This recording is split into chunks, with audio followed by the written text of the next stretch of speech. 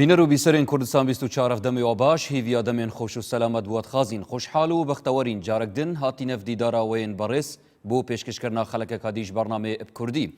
وێجارێژی دێ مژارەکە پڕگرنگ بەحەسکەین دووبەرەیە ئاینی هەرچەندە خودای مەزن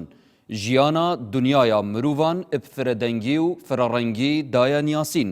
داخاز جی المروڤان کریە و ئەvê فرەدەنگی و فرەڕەنگیە بپارێزن و ڕێزێ لێ بگرن بەڵام زۆر جار هەندێک ئش مرۆڤان هەر ئەتزڤڕنە بۆ دابەشکردنا کۆمەڵگەهێ سەر دووبەرەیە ئاینی بێگومان ئەف چەندەژی هاوکێشا هەفسەنگیا پەیوەندیات ناوبەرا مرۆڤاندا تێکدەن و وەکخۆ ناهێلن ئانکوت وەزعەکێ نۆرمالدا نامینیتن لەوڕەمە فەرزانی ناوا خەڵکە بەرنامەی بە کوردی الڤێ جارێ بحث الفي مجاري بكين قال زور بريس ماموستا عبد الرحمن صديق زور بخير بماموستا هشام سلامات ماموستا وكما اموجا بيداي اراده رب العالمين او كجيانا الدنيا دروس كديه بفردنجي وفرارنجي وبهمجوري كمروف بفيرنجي سردريه بكتن قال سروشتي وقال مروفانجي بقشتي بلي هندك جاردبينين اف شيرازتيتا تيكدان بهبونا هندك فكرين جيا واستر كقبولنا يتكرن يانكو تني خوب سر حقي بزانيتن گله گرنگ بزانین تیروانینا قرآن پیروز سبارت فردنگی و فرارنگی چوایا و چواهاتی بحث کردن. بله بنای خوای بخشنده مهربان. سه هوکاری زور سرکی هیا که کامل کن توشی ابن بو اوی خوایان دابش کن بسر دو بری آینی. ام دو بری اشتی که زور خرابه. بله. خرابی که چه دایا؟ بله. من چون علی دو بری سیاسی من دیوه. لکردستان که اوش کاری که خرابه. هەمیشە لە ڕووی سیاسیەوە دەڵێن سەردەمێکی باشمان هەبوو بێ و تای سەرکەوتوو بووبین سەردەمی بەرەی کوردستانیە یعنی هەمومان لە یەک بەرە کۆبووینەوە وانە بوو هەر کەسە تایبەتمەندی خۆی لە سیاسەتیشدا دووبەرەی خراپە بەڵێ پێشی بچێت تەفاسیلی دوێ چەندی دووبەرەی ململانێ و کێبڕکێ ناگەینیتن بەڵام ئێستا دێمە سەری یعنی فەرق چیە لە نێوان دووبەرەی جەم سەرگیری جیاوازی چۆن ئەڵێ فرەیی هەموو ئەمانە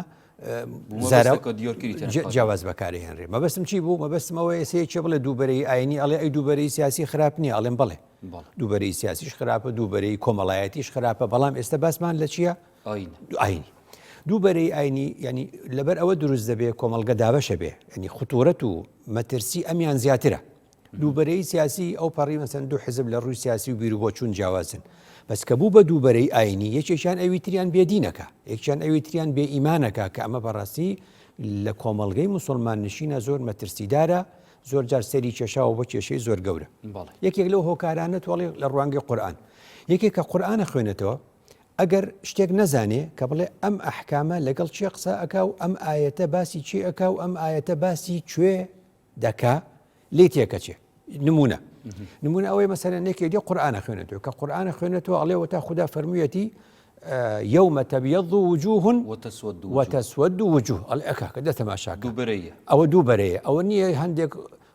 يوم روجك هنديك دين روس بيبن هنديك رو رجدة وأن فريق في الجنة وفريق في السعير أم دا باشا على أخا كاك أو بيبتشيتو بو تفسيرك بيبتشيتو بو آياتك قشتي كوكيتو خدا لو شو أنا باسي شيكا باسي روجي قيامتك أو يوما دويني سبينية سبي دو سبي سي سبي نية تاو كتوباسي كي لدنيا أو الربدة يوم تبيض وجوه وتسود وجوه أو باسي روجي قيامتها لبروا قيامة دوبري تدعي بلك فكرة هبول قيامة دوبري تدعي بيتن مانا الدنيا يجي أف دوبري هردي دروس بيت حتمية كواتا أوتمان أو آيات حكمي تيا آيات حكمي كالأحكام كان قيامة بلي ورو بو دنيا لدنيا دا خدا فرمي ومن الناس والدواب والأنعام مختلف ألوانه كذلك بله أو لدنيا دا خدا فر الرنجي بيستوى أو باسي دنيا كواتا أبي آية كان القرآن أوها لي تماشاكي كآيات منزورة باسي شيئك باسي دنياك مثلا تو أفرمي أخوال القرآن فرميتي لكم دينكم وليدين بلد نتيجة دا قيامة الدنيا بيوانديك يا كناراست خوش بيت بيك فنينا نعم وەکو ئەوەیە کە لە ڕۆژی وەکو تۆمژە نمونە بەخۆتێنمەوە ئەلەم تۆ مامۆستای ئەو ساتە وەختەی کەوا لە ڕۆژی سەری ساڵەوە وەریان دەگری تا کۆتایی ساڵ هەمووی بە یەک چاو تەماشا دەکەی بەڵام پاش ئەوەی کە نەتیجە وەردەگرنەوە نییە هەندێک ناجح دەبن هەندێک دەمێننەوە ئەوەشی کە پێی دەوترێ ئاعراف ینی مکمیل دەبێ مکمیلەکەش چی بێ دەوری دووەمی هەیە لە دەوری دووەمەکە چی دەبێ بەلایەکە دەکەوێ یا دەمێنێتەوە یا دەڕوا کەواتە تەماشای ئەو نمونەی دنیا بکەی بۆ دەرەکەوێت لە دنیاشا تۆ بە فرەیی تەماشاکەی بەڵام دوای دەرچوونی ئەنجامەکان دەبێتە دووبەرە ئێمە هەرچیمان هەیە ڕاستی بوو ناجەحمان هەیە دەرچووە دەرنەچووە قیامەتیش ئەوەی تێدایە لەبەرەوە بێ ئەحکامەکانی دنیا و ئەحکامەکانی قیامەت لە یەکتر جیا بکەینەوە خاڵێکی تر ئەوەیە کە تۆ باس کرد مثلەن ئەوەش هەر ئەحکامی قیامەتە فەریق في الجنة وفريق في السعير. اي باشا على ما دام وايلي هذا والله اخو امانه جماعتنا هل يستوي جار امانه بو جهنم مرون اي باشا اخو وين فرموا خوا فرمي وجعلناكم شعوبا وقبائل لتعارفوا. اي اما هم نوعك قريتوا كواتا اما اياتي دنياي اي تريان اياتي قيامته بل اف چندما مستعف تموم الجاويه ناگرت و بخود آینی که افتشت نوا واردینو همو مروبك يساده لتي ناگيتن اوش مساله كراسته يعني قران وكما وستان ناصري سبحاني بالرحمن بيت عليت اگر وايد ابنين يعني نزيكي 6600 ايات به بشيكي زوري او كزماني قران بزاني ليتيغا نسبتي كشي بس پیغمبر ليتيغشتوا وكو او احكامي نيجو روجو ئەوانەی چۆن لێ دەرهێناوە هەر ئەو لێ تێگەشتو لەوە فێری بووین ئێمەش نسبەتێکی هەیە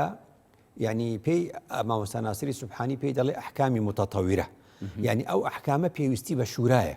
پێویستی بە کۆمەڵێک کەس هەیە لە سەردەمی پێغەمبەرە هەبوون کە خوددا ئەمری بە پێغەمبەر دەکرد ئەی فەرموو وەشاورهم فی الئەمری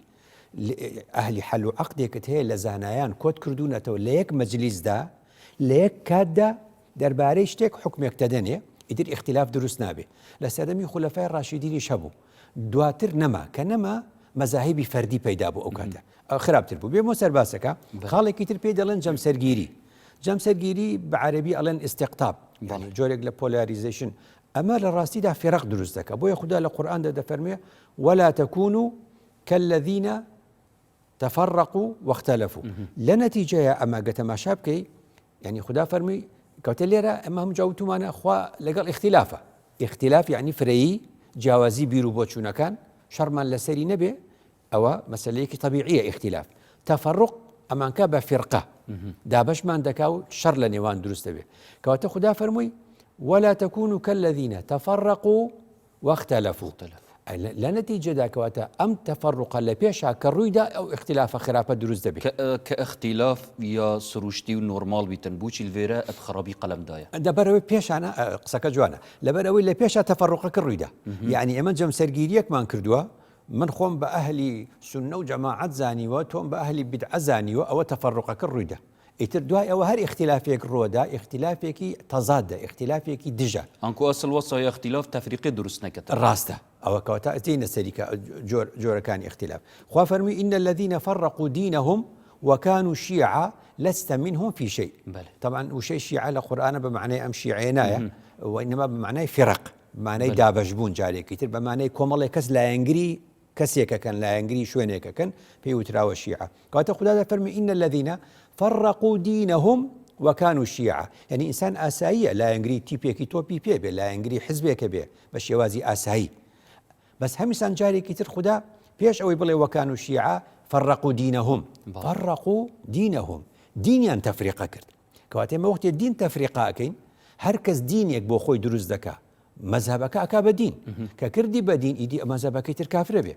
عەقیدەکەی ئەم عەقیدەکەی ئەو جیاوازە بێ ئەمانە یەکتر کافرەکەن بۆیە خوددا جارێکی تر دیار دەبوو چت زڤریتە مامۆستا ئەگەر تەماشا بکەین سەردەمی پێغەمبەری سەڵاوەت خودی لەسەر بن دوای وەفاتەوەی و حتا ئەڤڕۆژی ئەف تەفریقە و جیاوازبوونە و ژێگڤەبوونە و دووبەرەیە ناو مسلماندا بەردەوامە ئەری بوو چت شتێکت زڤریتە لە ئەوروپاش هەروە بووە یعنی لە هەموو دنیا تقریبا ئەتوانی وا بڵێ اختلاف ولذلك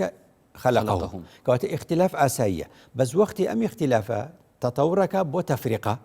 ئەو کاتە گرفت دروست دەبێ یعنی ئێمە گەل لە یەک بازنەیە بووین هەمومان لە نێو یەک ماڵدا بووین ئێستا ماڵەکانمان وانە یەک خانووە چەند ژوورێکی تێدایە ئەو ژوورانە جیاواز لە یەکتر ژووری کەسەکان هیچ گرفتێکی بۆ دروست نەکردوین بەس کە بێتە دوو ماڵی جیاواز ئەو کاتە ماڵجیایی پێ ئەڵێن کەواتە تۆ ئەمە بۆ کاتی خۆی گوتوانە خەڵکیان لە ئیسلام دەرکردووە کە تەفریقە لە دینە مەسەلەیەکی زۆر خەتەر بووە جا خوددا فەرمووی لەستە منهم فی شەی یعنی ئەهلی دینەکانی پێشی پێغەمبەر درودی خوای لەسەر خوددا دەفەرمێ وەک ئەوانە مەکەن فەرقوا دینەهم یەکتریان کافر کرد وەکانوا شیعە هەر کەسە لایەنگری مەذهبەکەی خۆی وەکو دین کردەوە خوددا بە پێغەمبەر دەفەرمێ لەستە منهم فی شەی یعنی تۆ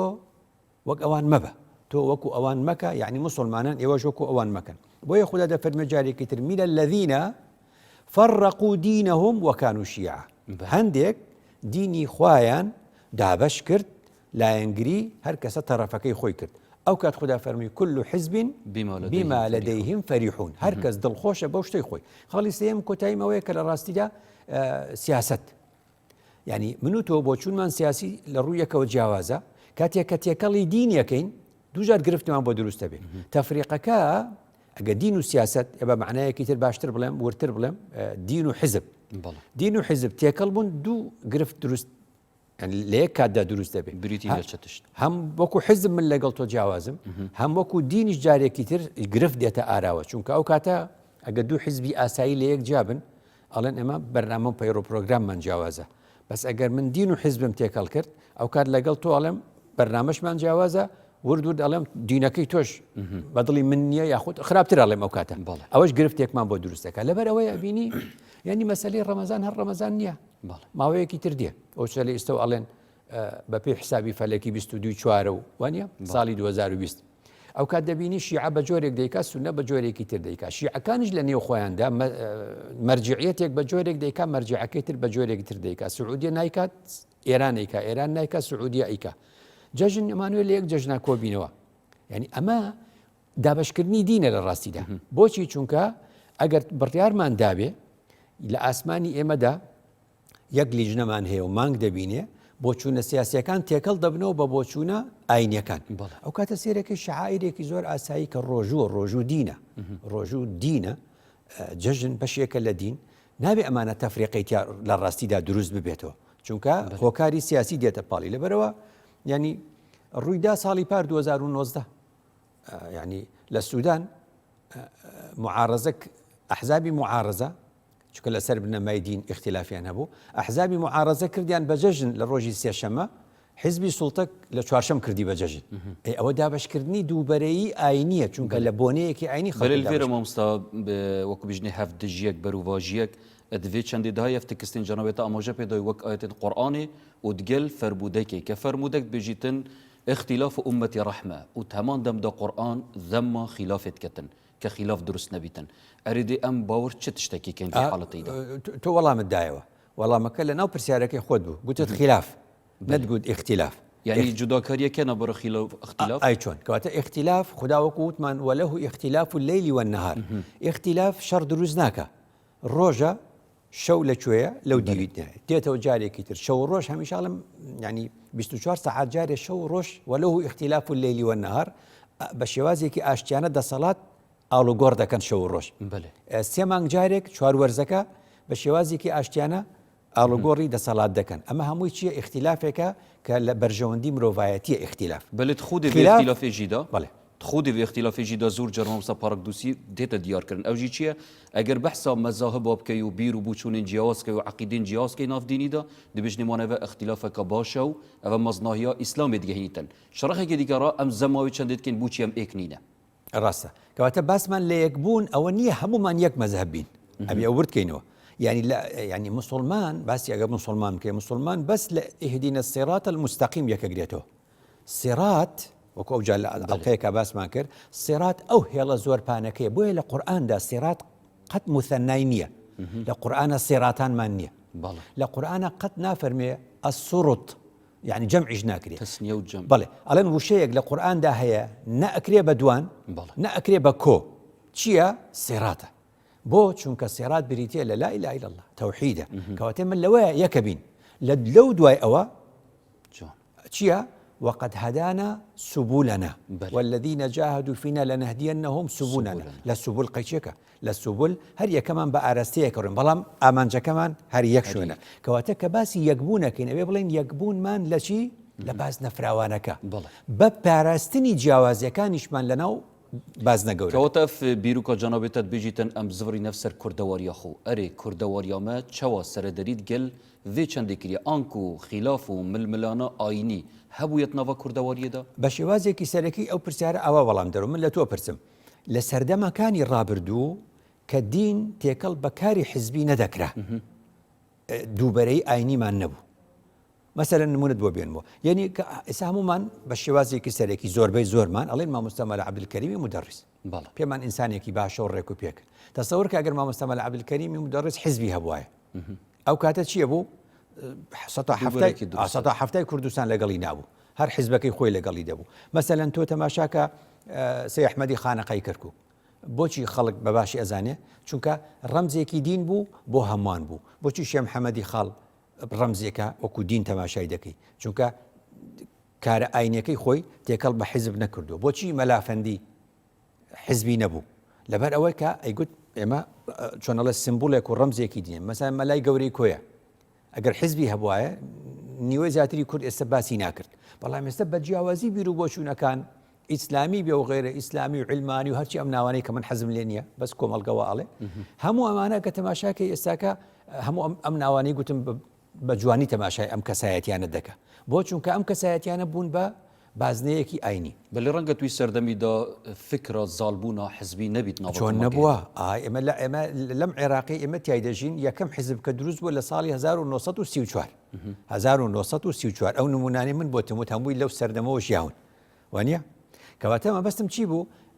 حتا نمونەیەکی تر ینی کەسایەتیە نیشتیمانیەکانمان زۆر جارەوترێ کەسایەتیە نیشتیمانی و نەتەوەیەکانمان کەسایەتی ئاینی بوونە بەسە بێ ملاحەزەی شتێ بکەیت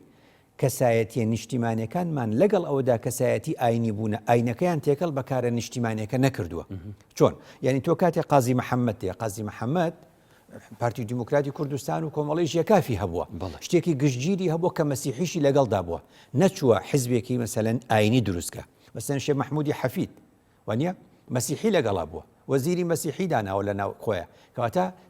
ڕاستە خۆی کەسێکی چۆن ئەڵێ ئاینیە بەس یعنی چی کردووە بازنەکەی فراوان کردووە نیشتیمانی کردووە نەچووە حیزبێکی دینی دروستکە مەسەلەن شێخ سەعیدی پیران مەسیحی لەگەڵا بووە مەسەلەن تۆ تەماشای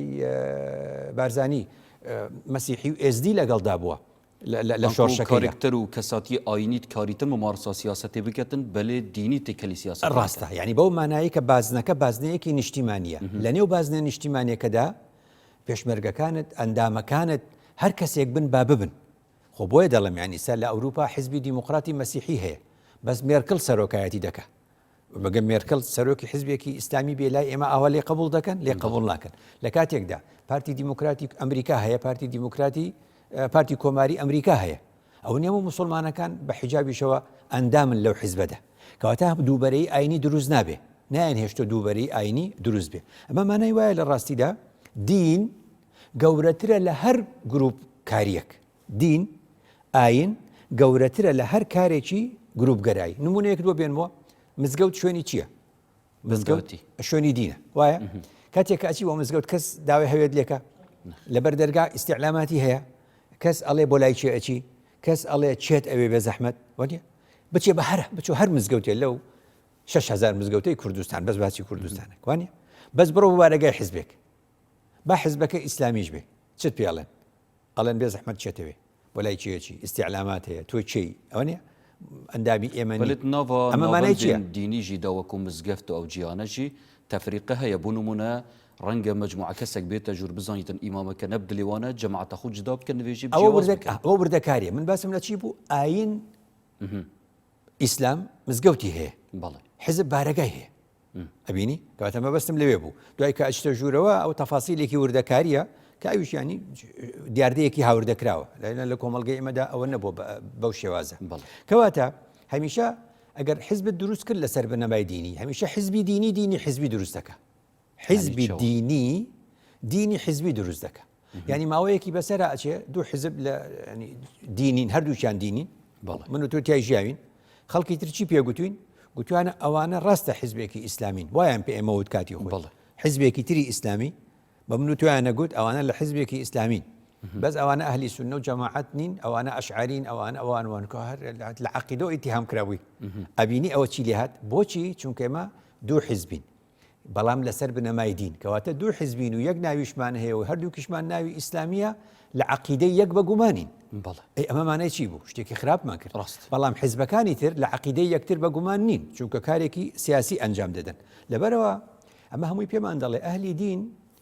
جوان بوو جاران کە خۆی تێکەڵی گروپکاری نەکردایە وایە بۆیە مەسەلەن ئێمە مەسەلەن مەلا خدری نالیمان هەیە دەڵێ بڵا نالی بچێ مەستی خەرابات و مجەڕەد بێ مجەڕەد یعنی ئاینداری بە مجرڕدی زۆر خۆشە، یعنی تۆ خوددا دەناسی ئەویش خوددا ناسی من دەیناسم ئەوی ڕوود بکرێتەوە لە هەموو ئایدیایەکی تر لە هەموو گروپکاریەکی تر لەبەرەوە کاتێکە بە شێوازێکی ئاینی چۆن دەڵێ گروپکاری بکەین دابشکاری ئاینی بکەین وەکو بڵێ ئێمە دابشکاریەکی عمودی ستونیبان کردی بێ ئینشقاق دروست دەبێت ئینشقاق دروست دەبێت بەڵام تەنەوە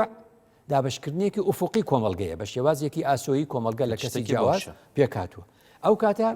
دابشکردنی ئاینی زۆر خراپ دەبێت دابشکردنی ئاینی ئیتیهامی دینی یەکتر دەکەین ئیتیهامی ئیمانی یەکتر دەکەین تو ئاگاتەوەی کە خوددا پرسیارمان لێ دەکە ئەهم یەقسیمونە ڕەحمەتە ڕەبیک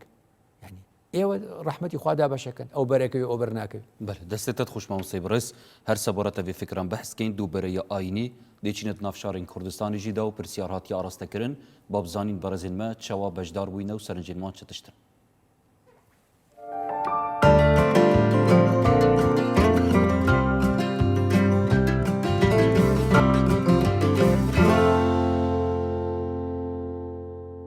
بەڕاستی زۆر بەداخەوە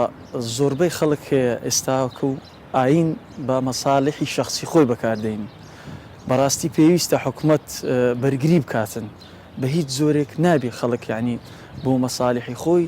ئاین بەکاربێنێت ئیستا سەردەمی ئەوە نەماوە کە جیاوازی هەبێت لە بینی ئاینەکانە هەچ کەسێ هەموو هەج مرۆڤێکە خوا دروستیەکە ئارەزوی خۆیەتی چ ئاینێ پەسەندەکە و چ ئاینێ ڕەبزەکە لەبەرەوە نابێ ئاین لە ناو کۆمەڵگەدا بێتە مایی جیاوازبوونی خەڵق و مرۆڤەکان لەبەرەوە ئێمە هیوادارین پیاوە ئاینەکانمان لە هەج بەرەیشی ئاینی بن هەوڵ بدەن کەوا تەبایی و برایەتی و خۆشەویستی دروستکەن لە بینی ئاینەکانە یک شرک ناهێنەگرتن بین ئاینی و نکادو ڕێک خۆزن نەخواستمەت سیاسەت نکادا یک ئیسلام یا دوی سیاست برابطه بگاوی برابطه خلق سر کیش نقطه چت واقع نکات و قرارت نکات دنیای بیت آینی برابطه انسان به تبرگرتن پتر به مفسر دیدن پتر مرتاحترات ده هی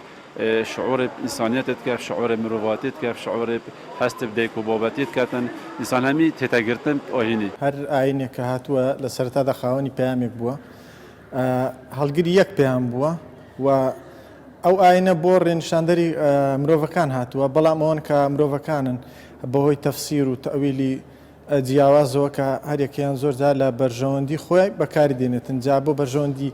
تاکە کەسی بیان بۆ بەرژەوەندی حزبی بێ یان بۆ بەرژەوەندی گروپ و لایەنێک بێتن ئاین خۆی شتێکە کە هەموو کەس خواستێکی خۆیەتی ینی دین بەڕای من دین هەمووی کۆمەڵێ هین ئەفکارە ینی کە بەکارێت من بەنیسبەت من خۆمەوە کە لە دایک بووم ئیسلام بەس لەگەڵەوە حرمەتی مەسیحی ئەگرم جوولەکە ئەگرم و ڕەفیقی هەمیشانم ینی هەمویان ڕەفیقایەتی مێ لەگەڵیانە و کەلتوری دین ینی کەلتوریەکە ینی احتفاظی پێوە بکرێ بەس نەک بە شێوەیەک بشوێنرێ ئەف حەزرێت تۆندڕەوی نێنێت نەفمەدا نسبەت دینی ئینشەڵڵا مەچ مشکلە من گەل چ دینانە بەس دینی ئیسلامێ و هێویت گەن ئەف حەزرێت تۆندڕاو یەت ناوێ دینی مع الأسف گەلێک شوتێ نەگەن ناوێ دینی شتی مەسەلا داعشی ما بخۆدی چەند زڵم و زۆرداری و تعدایل خەلکیت کرد و خەلک کوشت و هێویت گەن ئەف هزرا و بیر و چونە دەف چ ئۆینا نەمینن خواستن ئیسلامێ ئەو بابەتە ئەو ڕەهەندە دوو لایەنەیە بە لایەنی تاک و لایەنی حکومی دەگریتەوە لایەنی حکومیش دەتوانێت ستافێکدا بمەزێن هەروەکو لە لای خۆمان یەکێتی زانایانمان هەیە دەتوانن لە هەموو کار و لە هەموو کاردانەوێکدا وەڵام و هەڵوێستی خۆیان هەبێ زۆر بەڕوونی تاوەکو تاچی کۆمەڵگە بە زۆر شێوازێکی ئاسان تێبگات و بزانێت بۆ یەکلایی بێتەوە کە ئایا ئەم شتە تا چەند ڕەوایە و تا چەند بە شێوەیەکی تەندروستانە کاری لەسەر دەکرێت هەم حەزکەی نەڤروکە مەسەلەن ڕێز لە هەمی ئۆینۆ بێتەگرتن وەختێ مەسەلە نەڤروکەیەک نۆڤی ئیسلامێت شتێکی بکەتن من وەراو نەئۆینێ مەسەلەن ئیسلامە نۆڤێ مەسیحیە بکەتن نۆڤێ ئێزدیە بکەتن هەم حەزکەین نۆڤێ ئۆینێ تشتنەیە نەکردن نۆڤێ چۆ ئۆینۆ بێنەکردن ینی هەرێکی ڕێزل بوو ئۆینێ خۆیانە هەز بژمەت ئەس بسڕمۆنە مەسەلەن ڕێزل هەمی ئۆینۆت گرم بالفعل ئەوێزدیژی و فەڵەژی و هەمینە تەوێدی پێک بە ڕێزیلێک و دوو بگرن بۆشترە نۆڤێ ئۆینۆ و مەزهەبە مەسەلەن ئەودیا گروپ نێنە چێگرم نۆڤێ بۆن تشتۆ چێتەرە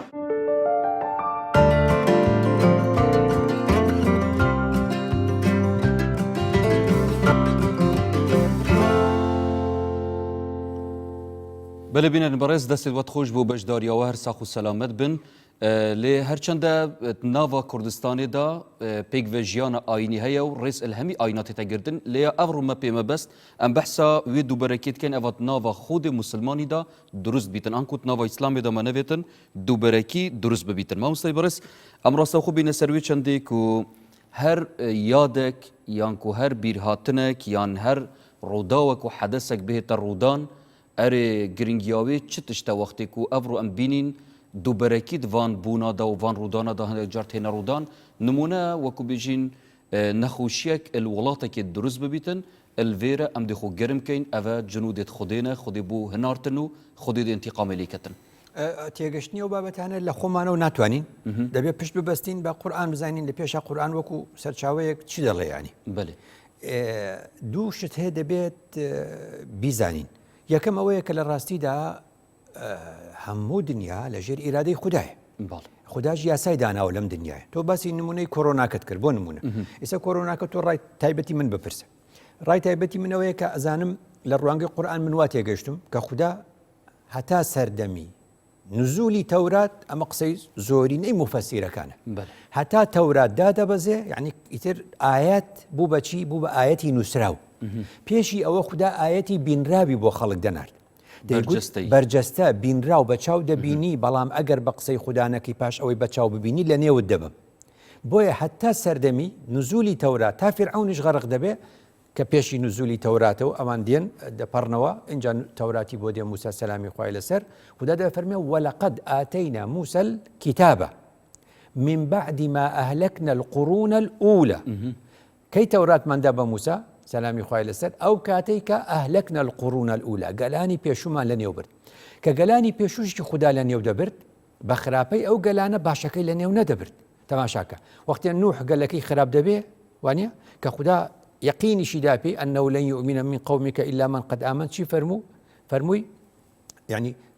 ئەن اصنع الفلک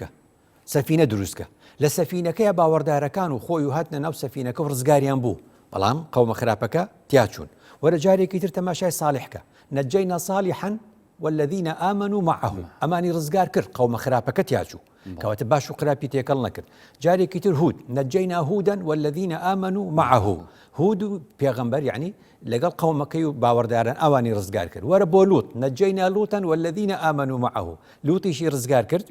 قەومەکەی تیاچوو بە بێ باوەڕەکان ئەچەمکە خێزانیشی تێدا بوو جارێکی تر وەرەوە بۆ لای شوعیب نەجەینا شوعیبا والذین آمنوا معه ئەوانە ڕۆشتن ئەوانەتر ئەخەدەتهم الصیحە کەواتە خوددا باش و خراپی تێکەڵ نەکردووە ئەوە نمونونەکانی قورئانە کاتێک کە دی بۆ فرعون ئەغرقنا ئالە فرعون ئەوانەی کە دوای موسا کەوتن و دەرچوون بە گوناهی فرعون هەموو میسر چوو هاتن ئەوان خنکان فرعون و جنود و کە سوگینەکەی با بڵێن دار و دەستەکەی لە بەحرەکەیە خنکان کاتێک کە دواتر دی چەند نمونەیەکی ترمان هەیە کە هەر ئەمە ئەسەلمێنێ وەختی خوددا تەدەخل دەکە ئەسحابی فیل ئەو ساڵی پێغەمبەر لەدایک بووە ساڵی 570 میلادی ئەبرەها بە خۆی و سوپاکەی یەمەن بەجێ دێڵێ دێت کەعبە بڕوخێنێ وانە خوددا فەرمێ ئەرسەلنا عەلەیهم طەیرەن ئەبابیل تەرمیهم بحیجارەة من سجیل هەر ئەبرەها و جەیشەکەی ناڵێ لەبەر ئەوەی تۆ سەرۆکی یەمەنی با یەمەنیش هەموویان تووشی نەخۆشی بکەم خوددا ئاوای نەکردووە بۆیە خوددا ئێلە تائیف پێغەمبەر دوودی خوای لەسەر ئەچێ بۆ تائیف ئەو تائیفە پێغەمبەر بەربارانەکەن محەممەد درودی خوای لەسەر بەربارانەکەن سەرێشکێنن خوێناویەکەن وانە بۆچی خوددا تاقیەکاتەوە ئەڵێ لەو شئت لأطبقت عليهم الأخشبين ئەڵێ ئەگەرەتەوێت لە بینی ئەو دووچای ئێستا هەردووکیان لە بینی دووچی هەمویانە کوژم ئەڵێ لعل الله يخرج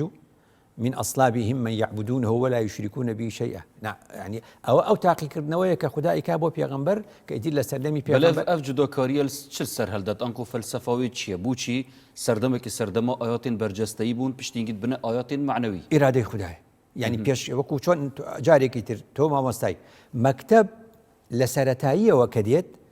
مادەی نووسرا و کەمە وێنە زۆرە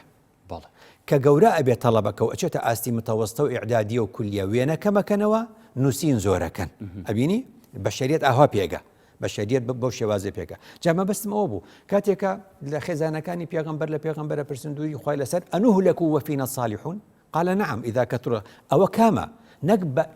چکە خوا ئەوەی ڕاگرتووە خوا ئیبادەکردنی شعوب ئەوەی کە پێی دەڵێن لە فقه لە تەفسیرە عذاب الاستئصال بەڵێ. یعنی سزای سڕینەوە و بڕینەوە ئەوە نەماوە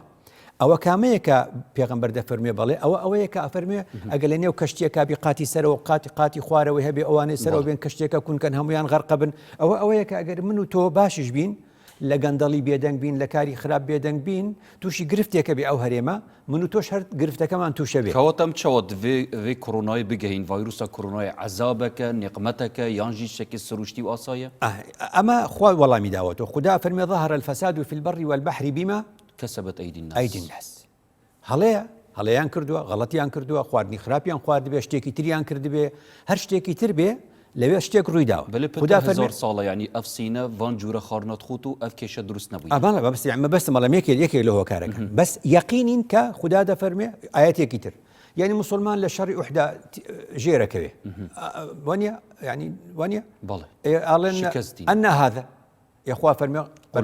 قل هو من عندي أنفسكم وخوتانا نيكنا مسألة كتير يا فرمي خدا الآيات كتير فبما كسبت أيديكم فبما كسبت أيديكم أمانة بدستي خوتانا چونك أجر أما بخينا سر خدا توبلي أوا لبر أوي مسلمان كان يعني عزيز داوا خدا أوهاي لي كردن وانيا بس أوهاد لي كردن إسا سايتي الحرية أمريكي لا هەواڵێکی وەرگرتووە لە ڕۆژنامەی میترۆی بەریتانی ڕۆژی 8 شوبات ئەو مسلمانە سینیانەی کە لە ئەوروپا و ئەمریکان ئەڵێ کەم بڵێن ئەوە بەهۆی مسلمانەوە سین وای لێ هاتووە هەن مسلمانەکانی دەرێ لە ئەوروپا و ئەمریکا ئەڵێ ئێمە ترسی ئەوەمانەیە ئێستاکە خۆگەر ڤایرۆسی کۆرۆنا بخەنە ناو ئەو ملیۆنەی کە حیجز کراون لە کامپەکانە ئەو کات سینەڵێ وڵا کۆرۆنا کوشتنی من خۆیچم لێ نەکردوونە هاتوانێ ئەو فێڵەش بەکاربێنێ کەواتە تۆ خۆت ڕێگەی بۆ کێشی ئەو کارە بڵێ بەڵام نمونەیەکی تر هەیە ئەگەر تەنها لەبەر ئەوە بێ مسلمانیان عەزیەت داوە ئەزانی ئەمە فتنەیەکی ئیمانی دروست دەبێ بۆ چێ بۆ کورد ئەو کاتە کورد دەڵێ باشە من 10,000 فەیلیم لێ کوژراوە 8,000 بارزانیم لێ کوژراوە باش نییە ئەڵێ 5,000م وەکو ئینسان تەماشا نەکراوە کیمیاویان پیا کردو 5,000 ئینسان لە هەڵەبجە کیمیایی پیاکراوە 182,000 ئەنفال کراوە حکایەتەکانی چۆنە ئەو کات کورد دەڵێ ئەی باشە خوددا لەسەر ئێمە بۆ نەهاتە جواب ئەو پرسیارە لای کورد دروستە بێگومان ئەو پرسیارە لای بۆستنە دروست دەبێ بۆستنە لە ماوەی 5 ساڵدا خۆیان دەڵێن حکوومەتی بۆستنە 60,000 ئافرەتیان اختصاب کراوە دەست درێژی سێکسی هەتا دڵنیان نەبوو بن سڕبەکان کە ئەو ئافرەتانە حامی لەبوونە نیانێشتووە لە کامپەکان دەرچن ئەوانش پرسیار دەکەن دەڵێن ئەی باشە خوددا بۆ ئێمە بۆ نەیکرد بۆچی بۆ هەندێک سینی لەوێەوە ئەیکە پرسیارێکی تر 22 دەوڵەتی ئەوروپی ئەمە بچۆ سایتی حکوومەتی ئەڵمانیا DW دۆچەڤیلە ئەڵێ ئێمە 22 دەوڵەتی ئەوروپی ئەڵمانیا فەڕەنسا بەریتانیا ژاپۆن و ئەوانەی تر 22 دەوڵەت دژی سین بەیاننامەمان دەرکرد 37 دەوڵەت جگە لە سین ڕەتیان کردەوە وتیان وانە و سین شتی وای نەکردووە لە نێو ئەوەدا 9 دەوڵەتی ئیسلامی هەیە 9 دەوڵەتی ئیسلامی پشتگیری سینەکەن پرسیارێکی تر ئەو مسلمانانەی کە لە سینن 10 تائیفەن یەکێکیان ئیگۆرە ئیگۆرەکان تورکن بە تورکی دەدوێن داوای سربەخۆیی یەکەن لەبەرەوە شەڕەکە لەگەڵ ئەوان زیاترە وەک چۆن لەگەڵ ئێمەیە ئێمە عاقڵی چۆن ئەڵێ ینی مەسەلا گرێدایە مەسەلەن سیاسی ئێمە بزانە چەند لە قەدیمە ئەو قسەیمان کردووە ئێمە چۆن تیجارەت بەدین ناکەین ئێمەی کورد ئەمان کوژن سەرمانە بڕن ئەڵێن کێشەکەمان دین نییە ئێمە وەکو کورد ئەمان چەوسێنەوە خۆمان وا ئەڵین ناچین تیجارەتی پێوە بکەین بڵین وەکو دین چونکە داوای سەربەخۆی یەکەین لەبەرەوە کە تەماشاکەی غەیری ئەوان غەیری ئیگۆر مسلمانی تر لە سین بە ئازادی ئەژێ بۆ چونکە سیاسەت ئەوانە داوای سەربەخۆی ناکەن ئەژین وەکو هاوڵاتی و بەستیری قسە دەکەن بەس خۆ ئەم ئیگۆرەی کە وایان لێ دەکرێت بە زمان تورکن بە قەومیەت تورکن ئەو شینگیانگەی سین ناوەکەی لە ساڵی 45ەوە گۆڕیەوە خۆی ئەوانە چین ئەوانە ناوی تورکستانی ڕۆژەڵاتە باشە تورکیا لە جاتی بچێت دیفاع لەوان بکە و هاتوتە سەر عەفرین و هاتوتە سەر کوردەکە خۆەوە ئیشی تورکیا بۆ بچێت دیفاعیان لێ بکە چونکە ئەوانە تورکن بە قەومیەت تورکن ئەوانە مسلمانن تورکن بە تورکی دەدوێن جا مەبەستم لە هەموو ئەوە بۆ قسەیەکی تر تۆ بڵێ غەزەبی خوا بەڕاستی غەزەبی خوا کەس ناتوانێت بەرامبەری بوەستێ کەس ناتوانێت لە بەرامبەر ئیرادەی خوددا بوەستێ ئەگەر ئەو کۆڕانایە خوددا ناردبێتی چ دەڵێ سبەی عیلاجی بۆ بدۆزنەوە وایە سبەی عیلاجی بۆ دۆزنەوە ئەگەر عیلاجی دەنگ و هەیە کە عیلاج هەرە دۆزرێتەوە چکە هەرە دۆزرێتەوە ئەو کاتە ئەو پرسیارە چ دەڵێ بەشەر توانی عیلاج بۆ غەزەبی خۆ بدۆزێتەوە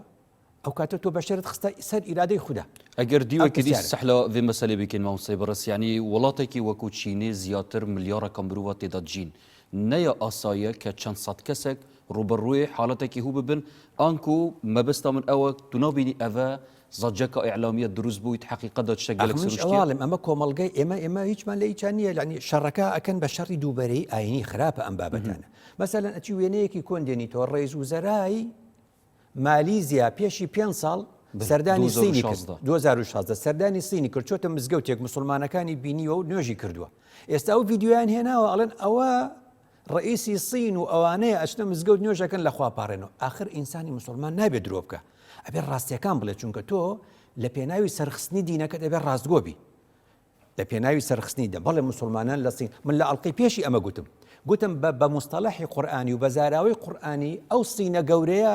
گوندە بۆچی وان گوتم چونکە خوددا دەفەرمێ شار ئەو شوێنەیە کە فرەیی قبول کە آخر تۆ سین ملیارێک و 400 ملیۆنی 20 میلیۆن 30 میلیۆن مسلمانی ئیگۆر تەحملەکەی تۆ چ دەوڵەتێکی ئەومان گوت بەس قەزیەکە عادیلە تۆشتی بۆ دروستە قسێتر بۆ بکەم دەوڵەتی ئەمەوی بلای تۆ چییە لای هەموو عالەمەڵێنەوە بەشێکە لە خلافەتی ئیسلامی باشە لە معاویەوە هەتا وەکو مەڕوانی کوڕی مەحەومەد 80 ساڵ دەوڵەتی ئەمەوی حکمی کردووە وەرە هەموو تاریخی دەوڵەتی ئەمەوی کتێب خۆمان کتێبەکانی ئیسلامی خۆمان بخوێنەوە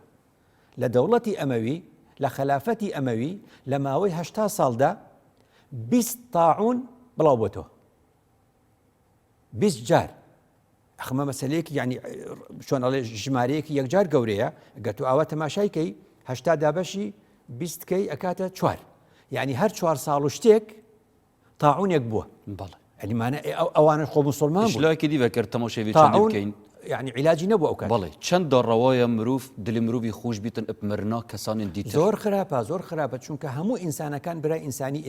ئێمە حەز نابێ بکەین ئینسان بچێ بۆ دۆزەخ وانە ئەبێ هەمیشە دوعای خێر بکەی بۆ ئینسان کە بێتە سەر خوا هیدایەتی بدە نمونەت پێ بڵێن دابەشی بوونی کۆمەڵگە کاتی بەرنامەکەمان هی ئەوەیە کە بۆنەیەکی تر لە ڕێ بۆنەیەکی تر لە ڕێ ئێستا لەم کاتی بەرنامەیە پێڵن ڤەڵەنتاین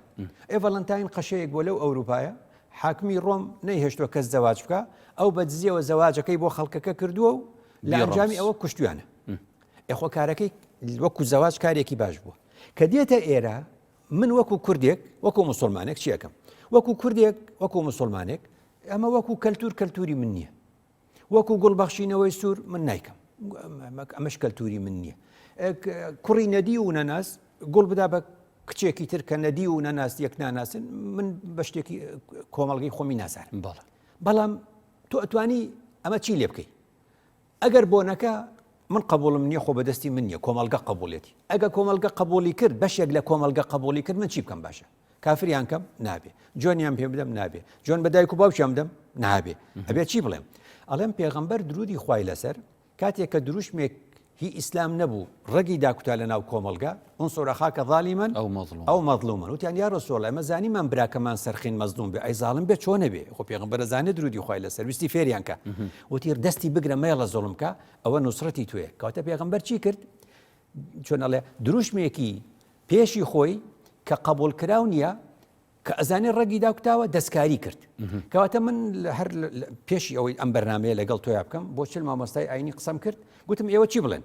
بڵێن پێغەمبەر درودی خوای لەسەر فەرموویەتی لەم یوڕە للمتەحابینە مثل النکاح پێغەمبەر فەرموویەتی ئەو دوو کەسەی یەکیان خۆش دەوێ بە حەڵاڵ عیلاجی باشترمان نییە لە زەواج کەواتە ئێوە شتێ بڵێن یا معشر الشباب من استطاع منكم الباءة فليتزوج پێغەمبەر درودی خوای لەسەر تەشجیعمان دەکات لەسەر جەواج حکوومەت سلفەمان بدەرێ خانومان بۆ بکە شوقەمان بدەرێ یارمەتیمان بدە ئەگەر ئێمە هەر ساڵی بۆ 1000 کەس ئەمەمان کردبێ لە ڕاپەڕینەوە تا ئێستا نزیکەی 28,000 گەنجمان دامەزران دەبوو کەواتە چەندین تەکستێن ئاینی هەنە کە مرۆڤ مسلمان نابیتن تەشبیها کلتورێکی بکەتن کە نە مسلمان بیتن من تەشەبه بقوم فهو منه و مامۆستای ئاینی ژین ڕەنگە هەست بەرپرسیارەتی بکەتن و خەڵکێکی پێ ئاگادار کەت و بەحسابی چەندی بکەتن بەڵێ ڕاستە من تەشەبه بقوم فهو منهم موجودە زانایان باسییان کردووە بە درود درێژی ليس في كل شيء لە هەموو شتێکانیە ئەو شتانی کە پەیوەستە بۆ بە دین تۆ دینێکی تربی وایە ئەوە ینی تۆ جلی قەشەیە لەبەرکەی ئەوە نابێ سیمای دینی سیمای دینی بەڵێ سیمای دینی بە سیمای مەدەنی ئەو تا هەموو خەڵکی ئێمە ئەنی ئۆتۆمبیلی ئەوروپی پێ و جلوبەرگی ئەوروپی لەبەرە و ماڵی ئەوروپیە و دیکۆری ئەوروپی و هەموو شتی ئەوروپیە ئەوە تەشەبوه نییە بڵێ وەڵا ئەم مۆبایلێکی ئەوروپیا ئەویش ئەوروپیە بەڵێ دەستێتت خۆش کەوت ئەم ڕاستە خوب بچینە سەروی چەندێ بۆ هەر خەڵکێکێ ئەم بەحسا چارەسەریا وێ مژارێ وێ پرسێتکەین نها ئەم چەوە دەرباز ببین الوێ دیاردا ململانە ئاینی ئانکو دووبەرەکی ئاینی وڵی بە پلەی یەکەم ینی سوود لە ئەزمونونەکانی خۆمان وەربگرین یعنی نمونەیەک پێ بڵێم گرفتی نێوان مامۆستایانی ئاینی و ڕۆشنبیران هەبوو گرفتێکی دیکەی نێوان مامۆستایانی ئاینی و ڕێکخراوەکانی ئافرەتان هەبوو بەێ لە هەردووکی بەشداریم کردووە سیمینار و کۆنفرانسی گەورە ساڵی چەند 2011 مانگی شوبات ئێستا لە شوباتی کەی قساکەین لە شوباتی 2020 قساکەین لە شوباتی 2011 جەنابی سەرۆک خۆی ئامادە بوو لە هۆڵی مامۆستا سەعد نزیکەی 100 ڕۆشنبیر هێنرا بوو لە ڕۆشنبیرانی هەموو کوردستان 100 مامۆستای ئاینی لە هەموو کوردستان هەر هەمومان کۆبووینەوە 12 شوبات بوو ساڵی 2011 12 خاڵ لەسەری ڕێک کەوتین کە ڕۆشنبیر و زانای ئاینی دش بە یەک نەوەستنەوە ئەگەداری یەک بن 12 خاڵی زۆر جوانمان نووسی یەکەچی ئێستا شەر گرفتەکەم ماوە مانەی وایە ئێمە یعنی 9 ساڵی شتێپەڕی دێنەوە سەر هەمان گرفت هەر لە 2011 ڕێکخراوی تۆنەسازی ئافرەتان و ئافرەتانی تر و هەموو ئەمانە کۆبوونەوە ئەنجا لە نێوان مامۆستایانی ئاینی و ڕێکخراوەکانی ئافرەتان دە خاڵمان نووسیەوە ڕاستپاردە دا لەوی تر 12 ئەبینی وەر لە ماوانش جارێکی تر ئەو شتە ڕوویدا کاتەمە ئێمە سوود لە ئەزمونونەکانی ڕابردوومان وەرناگرین ئێمە هەر دووبارەی دەکەینەوە مانگێکی تر لەم تاریخە نەورۆز دێ 2000 هەر لەم هەفتەیە بەشێک لە مامۆستایانی ئاینی موت وتم ئیسلام عمری 1400 ساڵە نەورۆز عمری 2700 ساڵە نەورۆز دوو عمری ئیسلامیشی هەیە مادام ئەم هەموو زانە باشەی ئیسلام هەبوو تێپەڕی نەورۆز بەسەر هەموویانە و تا ئێرە هاتووە مانای وایە تەماشای نەورۆزیان کردووە وەکو بۆ نەوجەژنێکی نەتەوەیی بۆیە لە نێو نەچووە خۆگەر مامۆستای ئاینی بە درێژایی 1400 ساڵ نەورۆزی حرام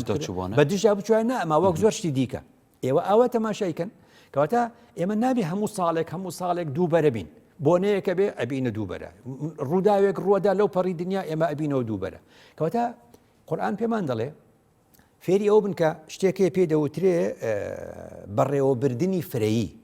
بەڕێوەبردننی ئەم فرەیە ئیدارەیەکی ئەوێ ئیدارەتی تەنەوع لە قورئاندا یا لە فقی ئیسلامی پێوتراوە تەعەدودی سەواب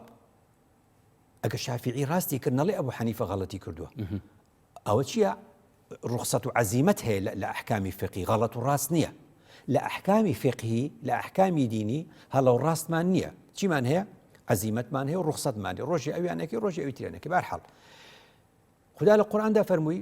وداود وسليمان إذ يحكمان في الحرث إذ نفشت فيه غنم القوم ففهمناها سليمان وكلا آتينا حكما وعلما يعني حكمك كسليمان وداود دي كان سلامي خوان لسر خدا دفرمي وكلا آتينا حكما وعلما بله مشكلة نية كواتا دكري الراستي للاي هردو لا هبه دكري الراستي للاي هردو لا هبه أما بيدوتري اختلاف تنوع يعني إما جوازين بلام جوازيك لنوعه مثلا للقرآن ده هي ولكن اختلفوا فمنهم من آمن ومنهم من كفر أو كفر إيمانه أو اختلاف تضاد أو اختلافنا زور واضحة أو اختلاف النيوان منه أو اختلافنا النية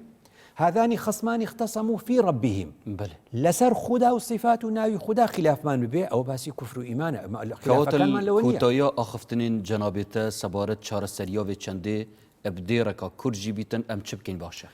گرنگ ئەوەی ئەم بابەتانە لە ڕووی فکری و ڕۆشنبیری چارەسەرکەین فکر بە فکر وەڵام دەدرێتەوە بۆیە هەمیشە من گوتومە